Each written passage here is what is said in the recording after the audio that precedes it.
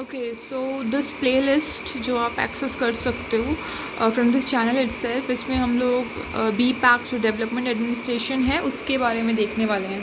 तो the thing is that YouTube में it is not much available, so the exam is on 20 I feel. So I hope that मैं तब तक ये syllabus cover कर लूँ दैट लोगों को सहायता हो जाए.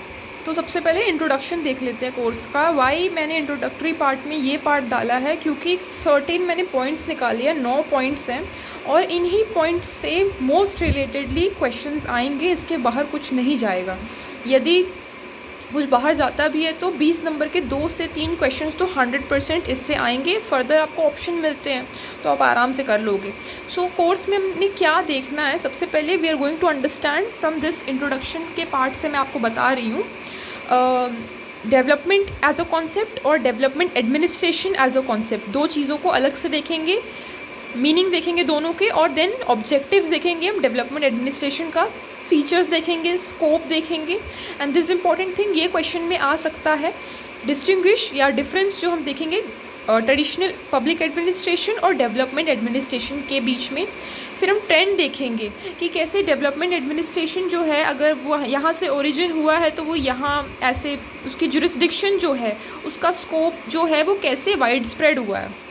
तो उसके बाद देखेंगे कॉन्टेम्प्रेरी अप्रोचेस. ये दोनों टॉपिक इंटर रिलेटेड है, ये एक साथ मर्ज करके भी आ सकते हैं. सिमिलरली ये दोनों टॉपिक भी एक साथ मर्ज होकर आ सकते हैं. सो इन दोनों टॉपिक में स्पेसिफिकली लाइक ये जो ट्रेंड देखोगे ना कि originated from A and it led to Z. तो अब यहाँ से जब वो ओरिजिनेट होकर जेड तक आया है पब्लिक एडमिनिस्ट्रेशन का या डेवलपमेंट एडमिनिस्ट्रेशन का, तो अब जो कंटेम्प्रेरी वर्ल्ड है इसमें किस प्रकार के मेथड्स का प्रयोग हो रहा है for the process of administration leading towards development. इसके बाद हम रोल ऑफ वेरियस एजेंसीज देखेंगे. यहाँ पे आपका क्वेश्चन कैसे बन सकता है, एक तो अम्ब्रेला क्वेश्चन आएगा.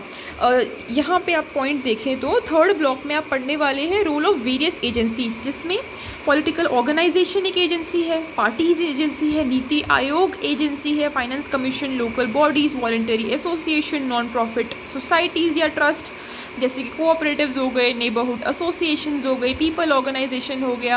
अभी पीपल ऑर्गेनाइजेशन के भी 3 हिस्से हैं, CBOs, यूथ टास्क फोर्स और सेल्फ हेल्प ग्रुप्स.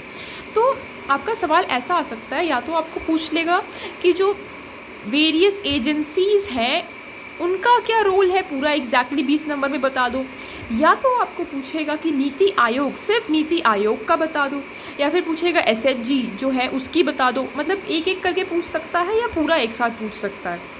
तो ये एक ऐसा सवाल आएगा, 100% इस मुद्दे से टॉपिक आएगा, क्वेश्चन आएगा. देन कुछ केस स्टडीज़ देखेंगे और डिसेंट्रलाइजेशन भी एक हमारे 5th यूनिट में 5th ब्लॉक में हम देखने वाले हैं, जिसमें हाउ पहले का जो अप्रोच था वो सेंट्रलाइज था. मतलब जो सेंटर गवर्नमेंट है वो ही पावर एक्सरसाइज करती थी, परंतु डेवलपमेंट एडमिनिस्ट्रेशन जैसे जैसे आगे बढ़ा, प्रोग्रेस हुआ, ये जो पावर है वो लेवल्स में डिवाइड की गई, डिसेंट्रलाइज की गई और पावर जो है ग्रास रूट लेवल तक दी गई. ये हम देखने वाले हैं.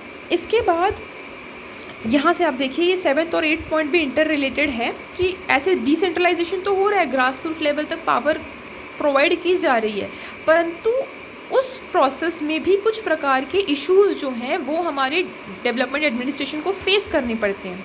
और वो कौन से इश्यूज़ हैं उनके ऊपर भी सवाल बन सकता है, या तो ये दोनों एक साथ आएंगे या फिर ये एक आ सकता है. इसके बाद हमारा आ जाता है डेवलपमेंट एडमिनिस्ट्रेटिव रिफॉर्म्स. जो हिंदुस्तान, जो भारत देश है, इसमें किस प्रकार के रिफॉर्म्स आए हैं वो है. तो आप इसका स्क्रीनशॉट ले सकते हैं. तो इन टॉपिक्स से बाहर आपका मोस्ट पॉसिबली नहीं आएगा. ये मेजर 9 टॉपिक्स हैं जिससे आपके सवाल 100% आने वाले हैं. प्लेलिस्ट में आप एक्सेस कर सकते हो यूनिट्स के एक्सप्लेनेशन. होपफुली मैं सिलेबस कंप्लीट करवा सकूं. And yes, okay.